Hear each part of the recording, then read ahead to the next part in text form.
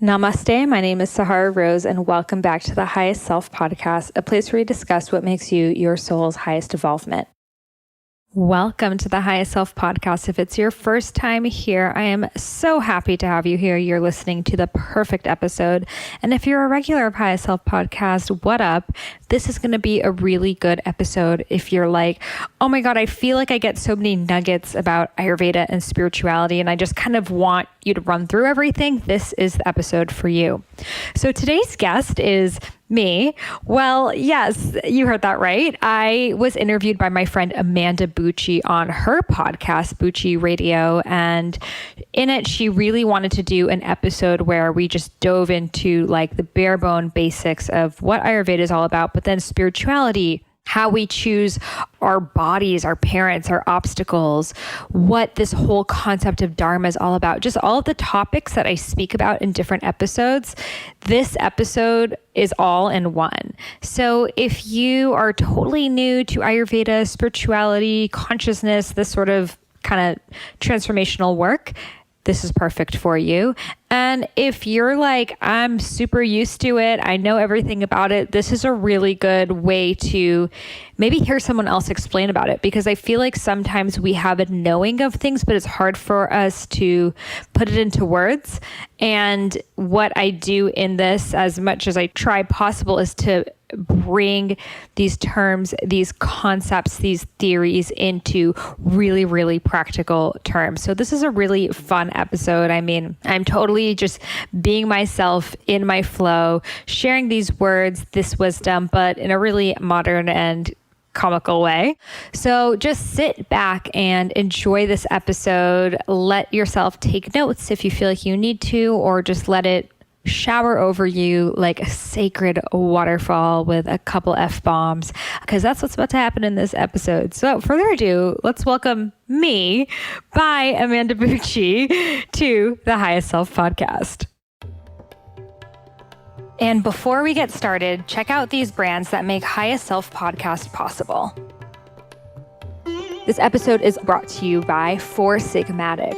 Four Sigmatic is an incredible mushroom elixir company. I proudly drink their elixirs every single day. My favorite is their chai mix. It is insanely delicious. I quit chocolate cold turkey, and what helped me was drinking this chai mix every day. And best of all, they use stevia to sweeten it, and there's no sugars like the chai lattes you'll find at Starbucks or wherever else. And the mushrooms are really good for balancing your hormones, helping heal adrenal fatigue, healing your body on an adaptogenic level. So adaptogens really kind of relate to what your body needs. So if you are high stress, it will bring you down. If you need more energy, it will bring you up. And that's what's so amazing about adaptogens. They adapt to your body, and mushrooms, medicinal mushrooms, have a lot of adaptogenic properties.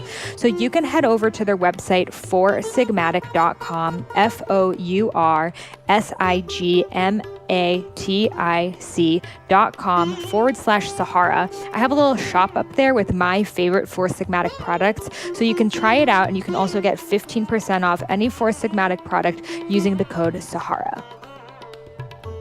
I'd love to introduce you to the tea brand I've been loving recently, Vadam Teas. The tea starts in the mountains of the Himalayas, and within hours of harvest are packed at their tea facility and shipped all around the world. I'm personally indulging in their Master Tea Assorted Pack, which contains 15 loose leaf blends, black, oolong, green, and white. They pack their teas in single-serve premium pyramid tea bags, so you can have the convenience of loose leaf tea anywhere. Not just this, but they've managed to eliminate all middlemen from the sourcing process, thereby retaining all earnings in the source region for the farmers. These teas are fair trade, organic, and pesticide-free, and they benefit the farmers directly, which I deeply care about. Additionally, every time you pick up a pack of Vadam teas, a part of the revenue goes towards educating the tea growers' children, which makes it all even more worthwhile. Oprah just listed as one of her top favorite things, so I take Oprah's word for it. So if you want to try this out, head over to Vadam vahdamteas.com, vahdamteas.com, and use coupon code Sahara for 20% off. Again, head over to vahdamteas.com and use coupon code Sahara for 20% off. What's going on, everyone, and welcome back to another episode of Bucci Radio. I am so freaking excited to bring you this guest today, and the person who I'm interviewing is Sahara Rose, and she's one of my very good friends, and I cannot wait to introduce you guys to her. So if you already know her, you may know her from her work with Ayurveda, and she wrote the book Idiot's Guide to Ayurveda, so it's one of her best-selling books, New York Times bestseller, I believe, and she also wrote the book Eat, Feel Fresh, How to Eat Right for Your Mind, Body Type, and we'll talk a little bit about that later. She's also, like I said, a great friend of mine. We've been getting to know each other a ton over the last 6 months or so. We met, I think, for the first time doing beach dancing, and we connect on dance so much, and I love that. And she's like always a go-to dance partner. And what she's truly stepping into now more than ever is teaching her audience about the new way of being, really living inside of your purpose, really connecting to your inner truth, your authentic self, and your soul. And she's an incredibly well-known spiritual guide and leader for people, especially those in the millennial generation who are really wanting to understand how to connect to a bigger purpose. We're not just here doing all the time anymore. Those in our generation, and even just in this time right now, are more interested in purpose than ever. We're more interested in doing what feels right for us than ever. And she does such a great job at breaking down what all of this spiritual stuff and what all of this higher purpose stuff means in a way that we can really understand it. So if you guys follow her, she talks a ton about intuition, spirit animals, spirit guides, mystical beings. She talks about, like I said, Ayurveda, and we are going to dive into all of the metaphysical things, all of the spiritual things today with her, and I'm just super excited to have you. So thank you so much for being here. Thank you so much for that epic intro, guys. She just winged that whole thing. She wasn't even looking at a script. I'm like, damn, girl. I was looking at it. No, I love sharing my experience of the person in the intro, and I feel like all of the, the cool scripty things are nice and everything, but it's so different when you actually have a connection with the person, and sharing that makes it that much more grounded in reality. So that's what I love doing. For sure. Yay. I'm excited to be here. It's so fun. So I think a really easy entry point is to talk about the Ayurveda stuff, mostly because that is a lot of your entry point into the work that you've been doing. And then we can dig in a little bit further. But I love that. It's such a great place to start for people to really learn to understand themselves, and understanding ourselves is one of the most important things we can do on this planet to start living in our truth. So talk to us a little bit about what all of them mean. I actually took mine, by the way. I wanted to share. I have not taken your quiz until today, and I was like, I have more information. I'm so excited. Just for some context, let me find what my thing is, and then I'll share it with you. I feel like you'll not be surprised, but I feel like you're a Pitta body and a Kapha mind. So let's see. No, I'm a Kapha Pitta body and a Vata Kapha mind. So interesting. My mind is 57% Vata and 43% Kapha and 0% Pitta, which is like interesting. Interesting, yeah. Yeah. Anyway, so people are like, what are these words? Okay. So so Ayurveda is the world's oldest health system and the sister science of yoga based on the mind-body connection. So yoga really was a spiritual practice, whereas Ayurveda was the practice of health, lifestyle, meditation, all of the things you need to actually practice yoga. I got into it because I had my own health problems, really bad digestive issues, hormonal issues, anxiety, insomnia. And I went to so many different kinds of doctors, therapists, etc. They kept prescribing me medication. And I wanted to know, okay, why is this actually happening? When I was 21 years old, I went to perimenopause. They said I could never have kids. And I didn't understand why. My body was essentially just shutting down. And I was someone who was very passionate about health. I was a raw vegan. I thought I was doing the most. And turns out that the diet I was eating was absolutely wrong for my body. And it was causing all of these different issues, not just the digestive and hormonal body issues, but also the mental issues. I had no idea what I wanted to do with my life. I was like every day calling my mom, like, I'm going to start a jewelry line. I'm going to start a skincare line. I'm going to move to Africa. I'm going to do this, that, like so many ideas, so all over the place. And that was actually interconnected with my body, with my diet, with all of these things. So I started to learn about Ayurveda, and it was like the missing piece of the puzzle. And I realized that everything that I was dealing with was called a vata imbalance, excess air. I had excess air in my body, bloating, gas, constipation, feeling cold, dry skin, dry hair, like losing weight, no period. That's like dryness of your hormones. And then air in my mind, like an airhead or head in the clouds or airy fairy, like being all over the place, being scattered, being sometimes just like erratic. And it was all related to this one imbalance. So I wanted to learn everything there was about Ayurveda. I decided to stay. I was volunteering in India already, decided to stay in India, ended up staying there for 2 years, studying Ayurveda with different healers and gurus, etc., but really wanting to modernize it because I actually studied sports nutrition as well. And I was realizing there's such a parallel between the ectomorph, mesomorph, endomorph, and the vata, pitta, kapha, and how scientists now say 90% of your serotonin is in your gut, your happiness hormone, and that's what Ayurveda says. So I wanted to like bring them together. And that's when I started to write my first book, Eat Right for Your Mind Body Type, and then go on and continue to write books. So essentially the naan and ghee, bread and butter of Ayurveda is that there are 3 doshas. The word dosha is energy type. So these are archetypes. Vata is what I was very much so, airy. So just think, what would air be like in the mind? Like I mentioned, airhead, scattered, lots of ideas, really excited. You're a fast talker. When you date someone, you're like, oh my God, I'm obsessed with them. And then the next day you're like, hey, yeah, I'm over them. Like that was me. And maybe if you're listening, that is you. But at the same time, you're really creative. You're artistic. You think outside of the box. So think air. The air is flowing. It's moving. It can't be contained. And it does not have to do with like, I'm a Libra in astrology, so am I a Vata? It does not have to do with that. Though in Vedic astrology, which is another system of astrology, you can see your dosha in your birth chart. Interesting. Yeah, I didn't know if they were connected at all. Not with Western, but it is with Vedic. And then in the body, symptoms of air, bloating, gas, constipation, etc. Now, pitta is fire. I'm going to guess a lot of Bucci radio listeners got some pitta going on. So they're fiery. So what do you think that fiery personality is? A lot of people will start it, and me too, with fitness as their vehicle or their entry point into learning about themselves and to getting their journey started.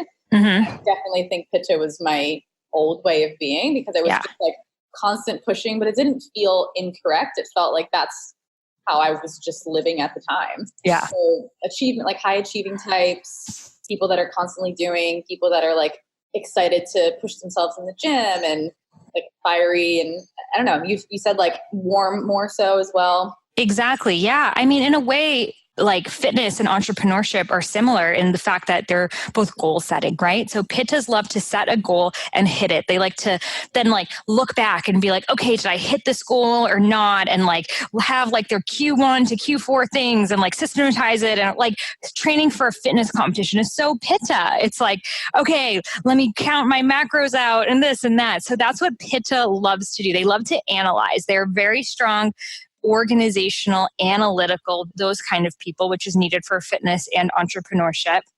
But the other side of that is sometimes you can be obsessive. So like orthorexia would be related to pitta, while anorexia would be more of a vata related thing. Because anorexia is like, I don't want to eat because I just want to be light and free. Whereas orthorexia is like, okay, let me count and become like super obsessed with everything. Because pittas can't skip meals. They have so much fire. They're like, okay, I need to eat.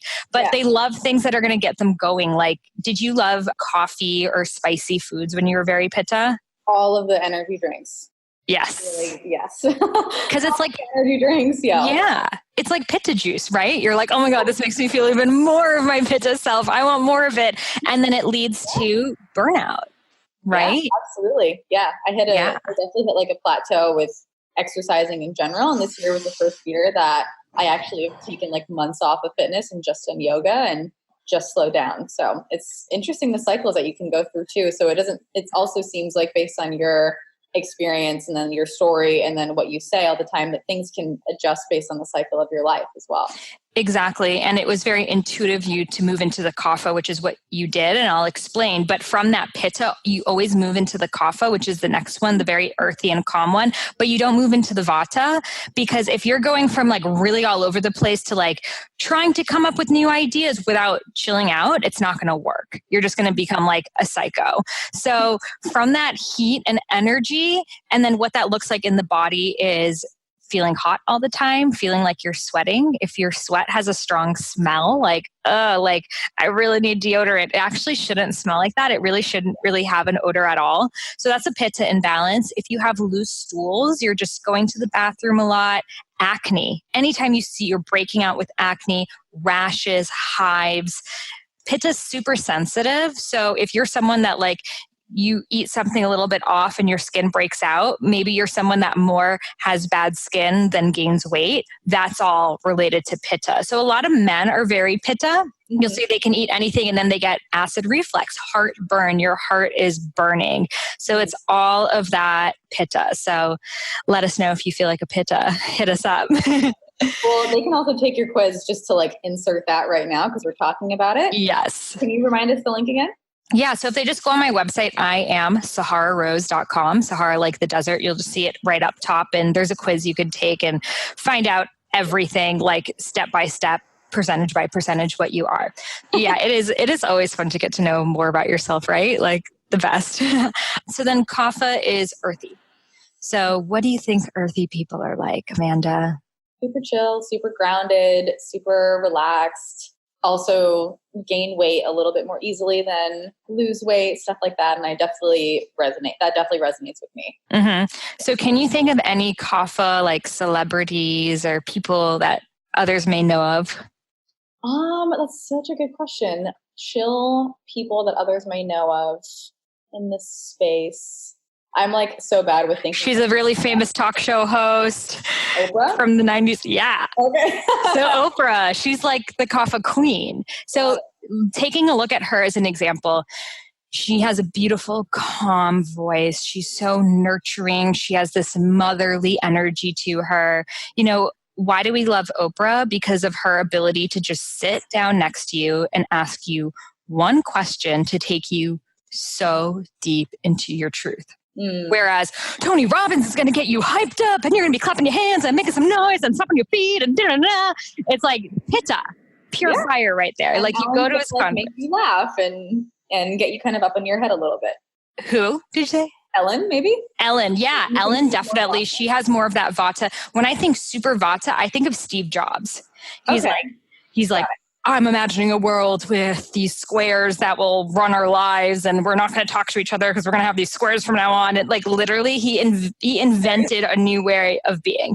And he literally called it after an apple because he was a raw vegan. Vatas love raw foods because they want to feel light. He was always doing water fasts, etc. He was Vata AF, whereas Tony Robbins, Kobe Bryant, Madonna, those kind of super fiery people, pittas tend to have strong jawlines. So you can tell them right there. They're like easily muscular. Think of the Jennifer Aniston body. That's pitta. Whereas kaphas are more curvaceous, round face. They tend to gain more weight in their hips and thighs. They're just really chill and calm and nourishing. Think Eckhart Tolle, Deepak Chopra. Lots of spiritual teachers are very kapha because it's just that grounding, that like motherly presence. So if you think of the mama bear in your group of friends who you could always come over and she's got snacks and she's like, tell me about your day. And she'll sit and actually listen. The pitta wants to be like, okay, you have this problem. Here's the action plan. And the vata's like, well, do problems really exist? And like really metaphysical about it. Or like, okay, cool. I got to go to Africa. Bye. Like, you know, just sort of whatever.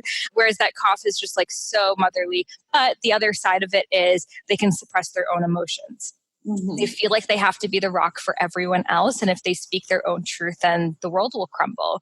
So Robin Williams is a really good example of that. He was making sure everyone else around him was smiling, happy, laughing, but we did not know that he was depressed. And when you give out so much energy, you have to get it back in somehow. So it leads to emotional eating. So coffees oftentimes late at night will just binge and binge and binge because they're really filling up this energetic gap that they have. So we're all a combination of all three doshas, but in varying amounts. So you may have heard one and you're like, oh my God, that's like my friend or that's my ex, but you may be confused about yours. You could be a combination. We're really all three, but in varying amounts. So we're born with a set amount of all three, which is never going to change. That's called your prakriti. But then throughout our life, our diet, our stress levels, our exercise, our pregnancy, if you're pregnant or not, et cetera, all of this will change your dosha too. And that's called our vikriti. So really the purpose of knowing all of this is to bring the dosha that you have today most aligned to how you were born. Essentially, it's just to be yourself. But we're going to go through different phases. And, sometimes you're going to need more pitta when you're in the middle of a launch. Like, that's okay. You don't need to be totally balanced at all times. Even the word balance is the French word balancer, which is like a seesaw. Like a seesaw is never totally flat. Sometimes it's like this, sometimes it's like that. So think about your health the same way. When you're as an entrepreneur coming through an idea creation process, the vata is brainstorming, thinking what's next, writing everything out on a whiteboard. That's all vata because it's up in the air. You don't have any stake in the game. Whereas the pitta is the execution. It's the actual doing of it. It's the sending out that email, executing on that business plan, et cetera. And then the kapha is the sacred pause and the rest to take a step back and be like, wait, is this actually what I want to be doing? Even though I'm good at it or making money at it or other people need it, is this really the best use of how I can serve? And you can only find that out through going into the kapha. And then when you go really into the kapha, you take that break, you never think of your best idea when you're like, come on, idea, hit me over here. It's always when you take that walk or you take a bath or you do something else that the idea naturally hits. And you're like, oh my God, you run to the computer, you know exactly what it is you need to be doing. So that's why I see the doshas and business as these cycles: vata, idea creation; pitta, execution; kapha, reevaluation. I love that. Yeah, that's really beautiful. And I love how much they just connect to everything, whether it's like the way that you're eating, the way that you're exercising, the way that you're potentially in a relationship, the way that you're in your business. Like it's everything.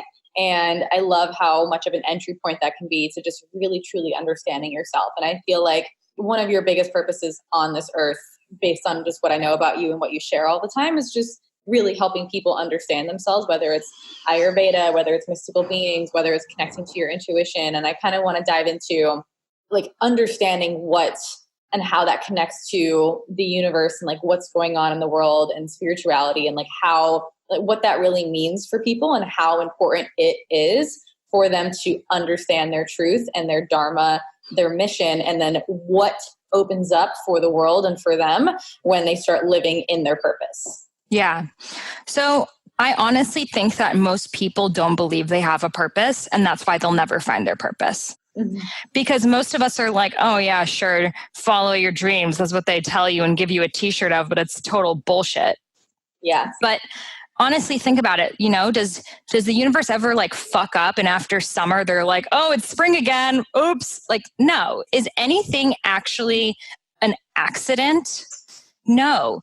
Everything in nature is perfect. You look at a snowflake, it's perfect symmetry.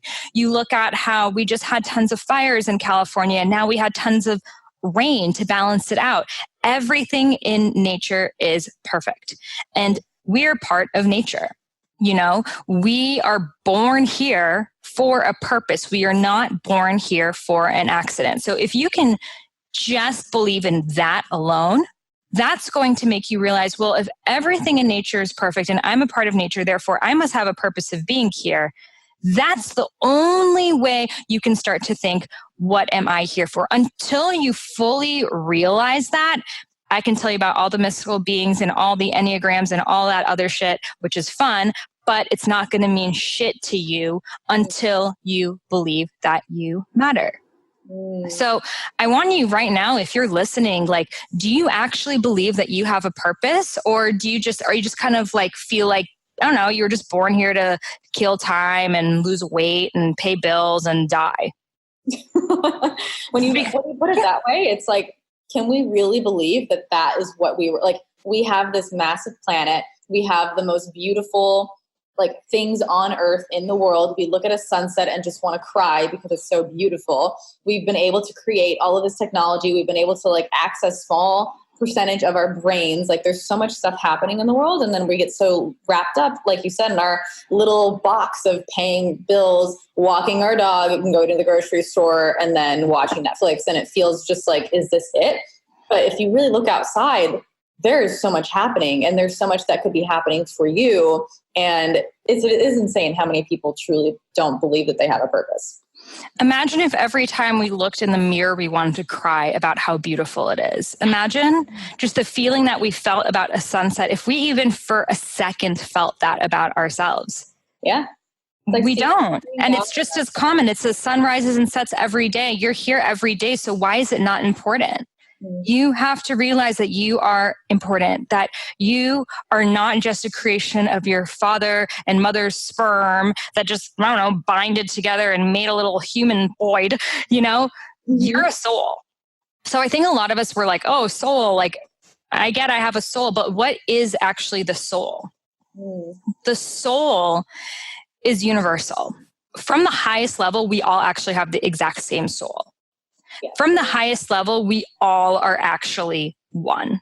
And that's why you'll hear reggae songs, we are all one, yeah. You know, they're actually like spinning true, like we are all one. But then from that level, yeah, from that cosmic highest level where we are all one, then our soul fragmented. Because it's not going to be any fun if we're all literally the exact same person, right? The only thing that makes a gift, a talent is the fact that you don't have it. I mean, the fact that you can create awesome posts on social media and garner such an incredible community is a gift. If we all could do that, then Amanda wouldn't be shit anymore, you know, because we were all doing it. We take a quick break from this episode so I can share with you an amazing opportunity. Are you interested in having a career focused on health and wellness? Well, if so, then the universe is calling you to become a holistic health coach.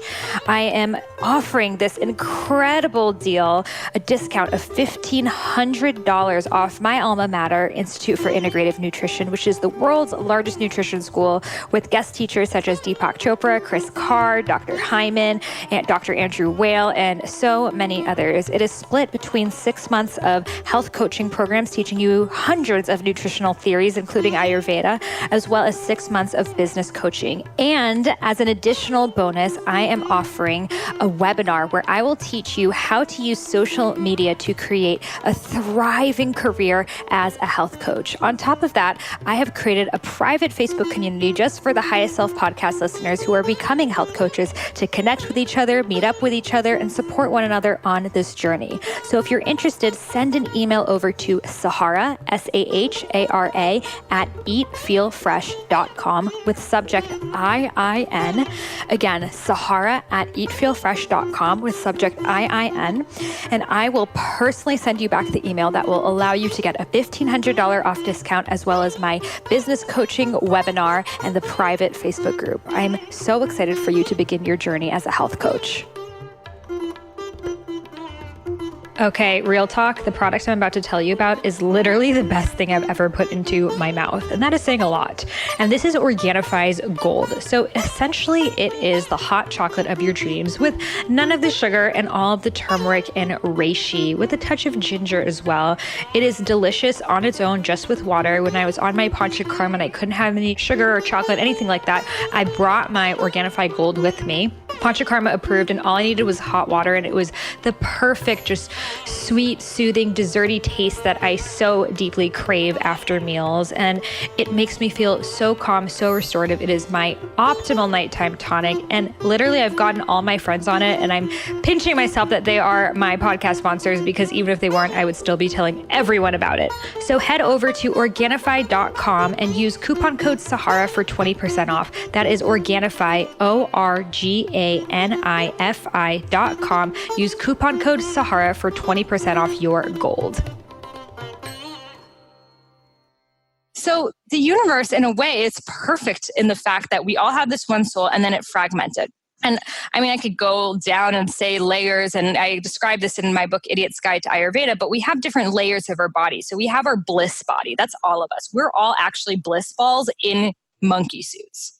Bliss is your birthright. Anytime you feel bliss, that's actually who you are. When you're experiencing orgasm, that's actually who you are. Yes.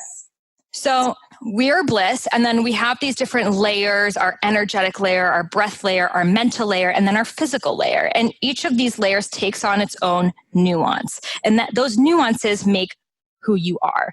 So that's why when you meet some people, you're like, oh my God, feels like soul fam. It feels like someone that I already know. It's because from these other layers of you, in some way you have similarities, even though maybe physically you're different, your likes, your interests, your personality is different, but you are not your personality. Your personality is just a construct of your experiences and your upbringing, etc. But you are actually your soul. Okay. I know this is like, again, really Deepak Chopra on everyone, but it's important to know this because nothing else will make sense if you can't grasp that you're not your personality. I remember the first time I read that, I was like, if I'm not my personality, then who the fuck am I? Yeah. You're bliss. You're bliss, bitch. Like that should be on a t-shirt. It's bliss, bitch. Yeah. And that's what's so awesome about it, because life was meant to feel good and life was meant to be fun. And if you're not having fun and you're not feeling good, you're not doing this shit right. Yeah. So I think we all in our heads have it like life is suffering and life is really hard. And if I want to get to where I am, I have to experience so much pain to get there. And we set ourselves up for situations that are going to make us experience pain to grow. So if we can just accept that I'm bliss, and if I just follow what feels the best for me at this time, though there may be challenges, but it's what will feel the most expansive to me, I will always be guided on my path. So feeling what feels best for you, it's not like, oh, I'm going to take Molly because that feels the best for me right now, but it's actually looking at what will take me to what would feel best for me in this lifetime. Imagine if you have this lifetime to do whatever you want. You could leave any legacy, you could touch any amount of lives, you could do anything. This is just the lifetime that you were handed. What do you want to do?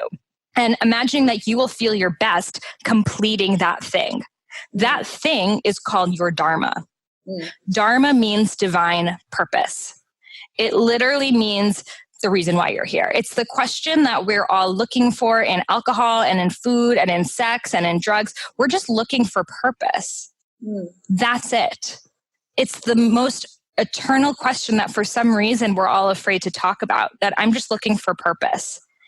So then when you can say, I'm looking for purpose and my purpose is going to feel good and expansive and juicy and fun for the long term, and you follow that, then you naturally just fall into your dharma. And all paths lead you to dharma. It's not like you have to know immediately. It's not like you have to it's like you're at the World Series and the first bat is like it. And if you don't hit it, then you're never going to meet your dharma. Like, no, you can miss it, sit down, wait another round, come back. But there's really only two paths to take, truth and not truth. And if you take truth, you'll always end up to dharma, whether it starts with you being a basket weaver and then you're a jewelry designer and then you blow glass. I don't know. You may do a lot of shit, but you're going to always make it to dharma. And if you follow not truth, you may make a lot of money. You may have a lot of friends, a lot of whatever it is, but it's never going to feel like I'm here doing what I was put on this planet for, that only I can do. No one else can do what I'm doing right now because it requires all aspects of me. And this is not something that is saved for social media influencers or, the Martha, whatever. I was about to call her Martha Teresa, Mother Teresa's of the world. I just combined her with Martha Stewart. But, total different people, but both living on their dharmas in a way. Martha Stewart got a little sketch about hers, but it's not just reserved for those people. We were all actually meant to live that way. So if you can accept that and you can follow that, I swear this is going to be a really good ride for you. I feel so inspired by everything you just said. And I love that you ended with, and if you can just trust in that, because it really does mean that we have to just trust in it. And I remember the first time I heard that I am a soul having a human experience, and at my very core, I am love or bliss or light or whatever you want to call it. I love the word bliss. That feels like the perfect word for it, aside from love. And it sounded like truth to me. I had no choice but to believe it, even though, the science is, I remember you said in a podcast once, the science can't catch up with spirit. It's already there, and then we're trying to catch up, but we can only do so much with our human brains at this current moment, and spirit's already doing its thing constantly every single second. And when you really break it down, when it comes to the seasons and the snowflakes and everything's perfect the way that it is, and like, how are we just missing that? It really, you can sit and make sense of it as much as you want, but when you actually start living in this way, you're going to start to feel better. You're going to start to feel happier. You're going to start to feel like, oh, wow, I'm living exactly how I feel like I'm supposed to be living. So my next question for you is, in terms of the karmic experiences that we have coming back into the world and the challenges that we're facing, how can we grapple with the fact that these are a part of my journey, these are a part of my path, when they could feel so difficult and so wrong, and like following that, and how did I get born into this family, or how did I have to deal with this death or this breakup or this whatever? How do you grapple with the fact that like this is all happening on purpose for you? Yeah. So I want to preface this by saying, some of the things that I may say may be triggering for you if you grew up with a religious background. And in no way is it like you're either spiritual or religious. They can be hand in hand. You can be spiritual, Christian, Muslim, Jew, any religion. This is not a religion. This is just a new way of being. So don't let that close your mind. So I'll just leave that there. Now, again, I can only speak from Vedic knowledge, spiritual knowledge, New Age knowledge. Like, I have had many past life experiences that have affirmed this, but if you want to find a scientific modern research that affirms it, yeah, I can't give you that, because as Amanda said, science still catches up to spirit. And, if you said, oh, I have a laser beam that can see things 100 years ago, they would have said you're crazy. Or if I said, oh, I sit in this infrared tube that releases toxins, they'd be like, you're full of shit. And these are all real things that we have today. We have all sorts of technological, which we call technological advances, that would have been seen as weird, spiritual, quacky 50, 20, 10 years ago. So let me just say that. So it is believed that we as souls chose everything. We essentially chose our parents. We chose the people that would allow us to have the best experiences that we needed to evolve. Each lifetime is really about one major key lesson. And for all of us, it's going to be different. So one lifetime may be really about trust. Another one may be about surrendering to love. Another may be about finding confidence and instilling yourself, etc. You have different lessons throughout, but each lifetime really has one big flavor to it. And if you didn't have any lessons, you wouldn't incarnate here. You would just, stay a spirit. There's no point in being on planet Earth unless to evolve. And Earth is the only place that we can evolve. So we're all here consciously to grow. We chose our parents. We chose these life circumstances that we were confronted, even if they're shitty, even if they're painful, because they were exactly what we needed to overcome to get to where we need to be. So for example, a good friend of mine, she was born with her mother doing cocaine literally during her pregnancy, and her mother was addicted to many drugs, and she lived on food stamps and was on welfare and had a really hard upbringing. And, she recently did a post about how people would say, oh, you chose your parents. She was like, I for sure did not choose this. Why would I choose so much pain and suffering? Like, no, that's full of shit.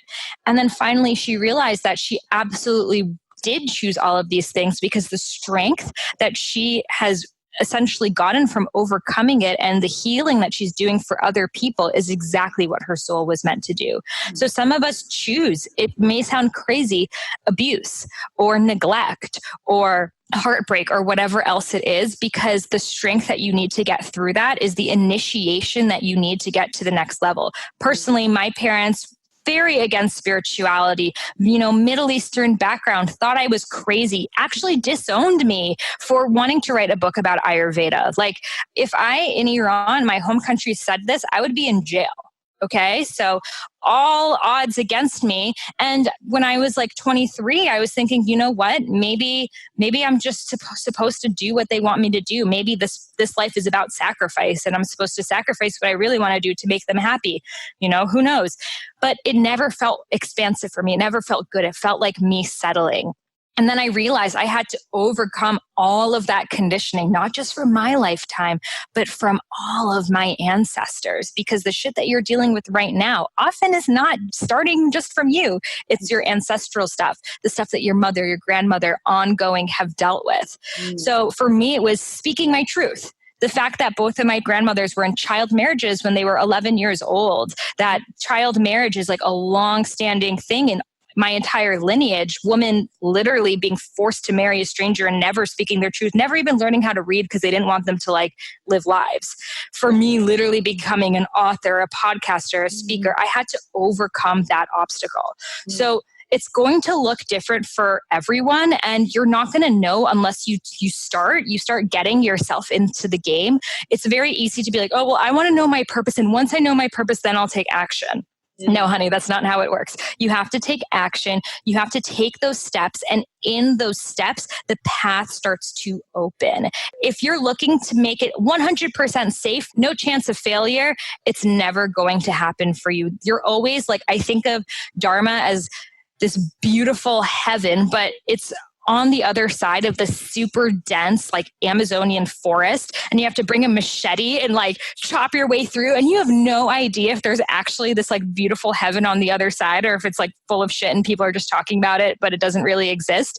You don't know how long you're going to be in that Amazon for. You don't know what animals are in there, but you just have to trust and keep macheting on until finally you make it. And once you make it, there's no going back. You're there. You're always going to live in alignment with your dharma, even if that dharma is something else, because you know your truth and you know your soul. So if you're there, like at the border, like, okay, I'm on this paved road. Everyone's walking down this road. It makes sense for me to walk down this road, but I feel like I need to go through that jungle. Take that machete and chop your way across.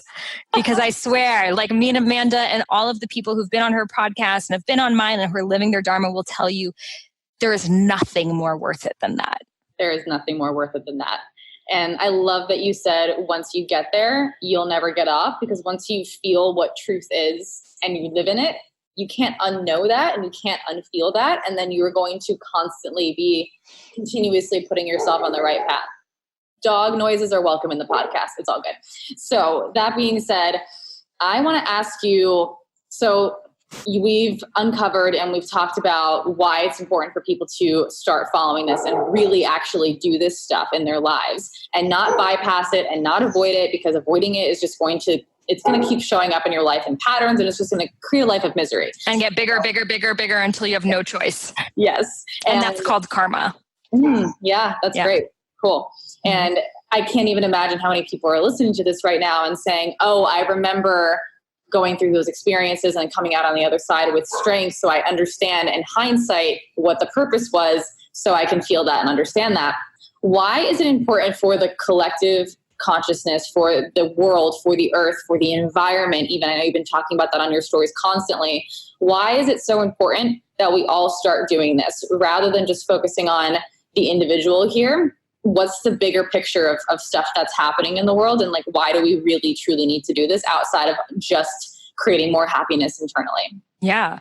So, in the Vedas, they say, as is the microcosm, so is the macrocosm, which essentially means whatever is happening internally is a reflection of what's happening externally and vice versa. So, as a world right now, we are undergoing a massive shift, a shift that began around 2012, which was a shift into the Aquarian age. And this is something that has been written about for really thousands and thousands of years. They marked this date as the shift. It's when the Mayan calendar ended.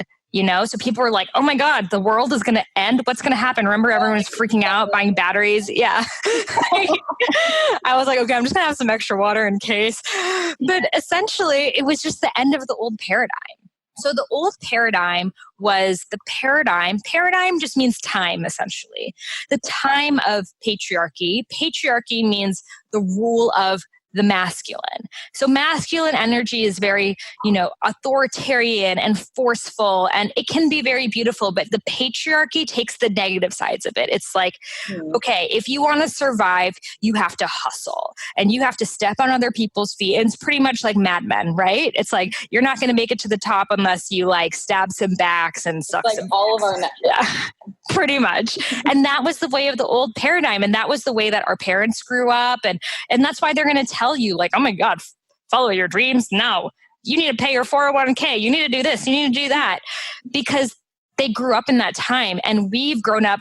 It's a beautiful generation because we've experienced both. We've experienced that old paradigm. And now as millennials, like really at the start of our adult life, has been in this Aquarian time where everything is shifting. And now it's about collaboration and community and each person being their own teacher and their own voice. And now the ways of the old paradigm have slowly shifted away and we're experiencing the very last of it. So we're experiencing the cries of the shadows, because our shadows, people may hear people talk about your light side and your shadow side. Your light side is your highest self. It's you thinking from, that limitless perspective. It's when you're writing or making music or spending time with friends where you feel just full of joy and anchored into your truth. And then your shadow self is, and we all have it. It's your ego self, your fear self, the one that's like, oh, that couldn't work, or, oh, that's probably full of shit, or, oh, that's not for me, or, just that negative Nancy that's in your mind. I call mine Beatrice. You can give it a name. I have Beatrice and overanalyzing Olivia. That's the one who's like needs to overanalyze everything. I highly recommend giving your voices names. I'm going to do that. Yes. But these are the voices of the old paradigm that are slowly dying. Now, this old paradigm, because it's been in power for so long, it has created massive epidemics in our world right now, the environment being the most pressing. So the old paradigm was all about make money fast and screw everything else. It doesn't even matter. Global warming, that's not real. Climate change, bullshit. That's some liberal hippie shit, So it's made it really easy and really affordable and cheap to make, single-use plastic, and everything that we buy is in this plastic. And guess what? The plastic can never compose. So every piece of plastic that was ever made in the history of time, if you ever done a juice cleanse, think about how much plastic you use. If you do a food delivery service, think about how much plastic you use. Just go to the Trader Joe's, which we think of as healthy, and just look at the shelves of pure plastic. All of that plastic will always be here. And we're essentially right now dying in plastic. We're not seeing right now, we're the privileged ones, we don't see where it ends up. Mm-hmm. But we're in Bali, I was just swimming with the manta rays in a sea of plastic. Literally, I was just swimming through pure trash, and these manta rays, their mouths are open all the time. So they're just inhaling trash, and they're soon to become extinct. And it's not just about saving the oceans and this. It's the fact that we have to live in it. It's not just do it for the dolphins. It's the fact that the state of the oceans is going to be the state of our health. And if the oceans are dirty, we are so dependent on these seas for so many things. I mean, the seas are going to affect our air quality. If our air quality is full of pollution, full of these things, and the CO2s can't raise, we're breathing that in. So there's literal physical things that are happening. I could talk about environment stuff. Yeah. But it's also just this paradigm of, the racism and the bigotry that we've become very observant to, that has always been there. But right now with consciousness rising, we've become more aware of it. So as you become a more conscious individual, it's like, it doesn't all happen at once, but you start to care about different topics and you start to notice. So maybe at first it's you notice the pollution, or maybe you notice, racism or this or that. And we can't all fight all obstacles, but you being a more conscious person and putting your dollars into companies that are doing the right thing are what is going to make the world more conscious. And it's where we're inevitably going anyways, but it's just a matter of how hard do we want this to be? Like, do we want to move into the new paradigm? They call this the fifth dimension. So the fifth dimension is the dimension of, flow and love and possibility and synchronicities. If you're experiencing synchronicities, like you see numbers all the time, 1111, 444, etc., or a certain symbol you see all the time, that means you're living in alignment, because life is always meant to be lived in alignment. I remember when I first started collaborating with Deepak Chopra, after he wrote the foreword of my first book, he did this Facebook Live and he was like talking about me on his Facebook Live. And I was like the biggest fangirl of him for so long. And it was about meaningful synchronicities and how when you're living on purpose, you start to notice, you think about someone, you see them, they call you, you're at the right place at the right time, you meet the right person. And I remember I emailed him and I was like, hey, Dr. Chopra, is life always meant to be kind of lived in flow, or are periods of, flow meant to be followed by periods of inertia? Meaning like, can everything actually always be good? Or after something good happens, does something bad have to happen? Because that's what most of us are taught and most of us believe, like brace yourself because something's going to hit the fan very soon. Good question. Yeah. And I remember he emailed me back. He was like, Sahara, if life is not always lived like that, then something is wrong. Beautiful answer. So if you could just fathom that if you're not always experiencing synchronicities, if the universe is not propelling you in the direction of your dharma, then you're not living in that flow, the kriya, you're living in that karma. Most of us are living in the karma. We're living in the every day is hard, every day is a struggle. And because of that, our world is essentially living in that right now, the pollution, this, that. But if you can shift the directions to move towards flow, to move towards what feels good, the universe will respond. You'll start seeing things, meeting people at the right time. If you're confused, just say, universe, make it easy. Make the right path for me feel good. And follow that. And naturally, without even really trying, you'll find yourself taking the steps that will take you exactly where it is that you were meant to go, which inherently will make the world a more vibrant place because you will be speaking about topics important to you. You will be engaging with people who are changing the world, and together you'll create organizations that can change the world. Honey, you can't help the world while you're broke. You need to step up into your business and step up into the things that may feel scary to totally complete yourself as that entrepreneur. And then later on, you can delegate all that shit away. But sometimes it feels like, oh my God, I feel like I can't, I'm not that analytical, organized person. I have noticed a lot of people really need to step into their pittas, a lot of women. And a lot of men need to step out of it, So fair enough. Yes. So it's stepping into, okay, if I'm Vata, how can I move more into Pitta? If I have the ideas, how can I take action? If I'm taking action, how can I chill? If I've been chilling a lot, how can I come up with an idea? And then tying in the cause that's important to you, just one cause, like what's really important to you, and running with that throughout the courses of every step that you take. If we all just picked one thing, the world would be literally solved. Yeah, I love that. I love that we had this conversation because it is so important to think and really zoom out from just our day to day. Like we started talking about doshas, and even before that, we started talking about actually believing that you have a purpose. And it really comes back full circle with this, that you have to believe that you're important enough and that you are important inherently and that you are bliss inherently. And that's how you actually should be living. And I just really appreciate and love this conversation, because if more people who listen to this podcast episode, who go listen to your podcast, which by the way, is one of the only podcasts I actually consume on a regular basis because I love what you do. And I'm so ready for other people to really step up and step into that as well. Because I love what you said earlier about how we each have unique, different experiences. So like every second of your life, you have a thought about that and you have an experience, and then you have a perception on it, and then you take action in certain different ways, and you have different like ways of being brought up and then ways of looking at certain parts of the world. So like every single second of your life has made you unique. So your unique expression of, let's just say there's 1 million fitness coaches or 1 million health coaches or 1 million whatever, you have a unique expression of it, and it needs to be put into the world, which I love. Absolutely. Yes. Great. So let's get wrapped up here. If I can just ask you one last question.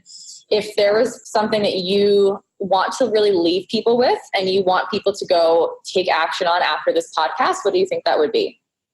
So if there's one thing I want people to take action on, I want it to just be to listen, because I think that we all know whatever it is we need to be doing. And we're looking for affirmation from other people, from our boss, from this, for that. Like, honey, if you're listening to this, you're conscious, you're woke, you're awake. If you're listening this deep in, a part of you is like, yes, I want more of this. I'm ready for it.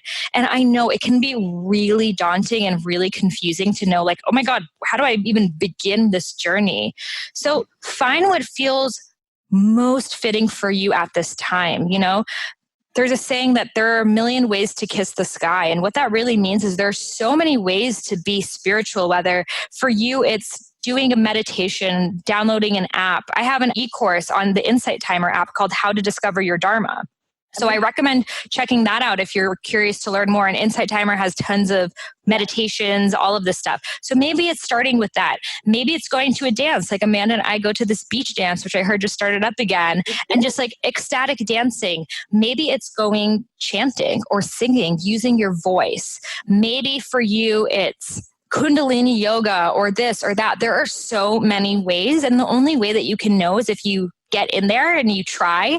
So wherever you are, you don't even need to be anywhere these days. You could just go on YouTube and look these things up. Look up, okay, what is Ayurveda? What is Kundalini yoga? What's this? What's that? Try these things out and see what feels best for you, because there's so many spiritual tools out there and you don't have to have each and every one. In fact, you're not supposed to, but find the ones that really work for you and then allow yourself just to go down this journey of like surrendering to where it's going to take you. I think oftentimes we jump ship too fast. We're like, oh my God, I meditated 3 days. It didn't work. It's not for me.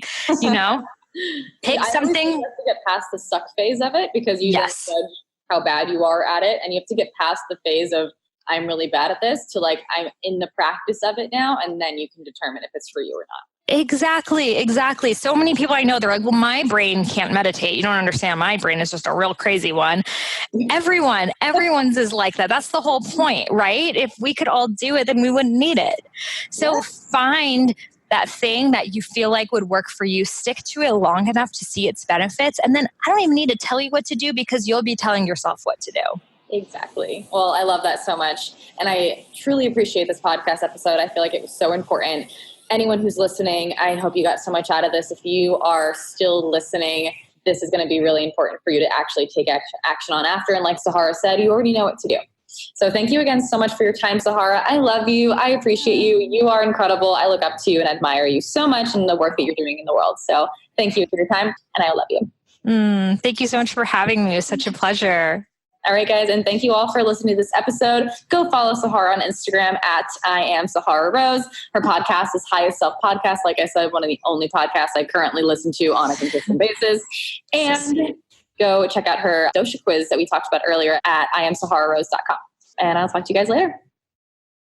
Well, I hope you enjoyed that episode. It just really brought all of these concepts into modern, applicable terms, and I hope you walked away with a deeper knowing of what dharma, source, consciousness, all of these terms are really all about. If you loved this episode, I would love if you could leave me a review in the iTunes store, and as a free gift, I will share with you the first half of my unreleased book, Eat Right for Your Mind Body Type. Simply email a screenshot of your review over to Sahara at eatfeelfresh.com. Again, Sahara, Sahara, at eatfeelfresh.com, and I will send you over the first half of my unreleased book, Eat Right for Your Mind Body Type. Thank you and namaste.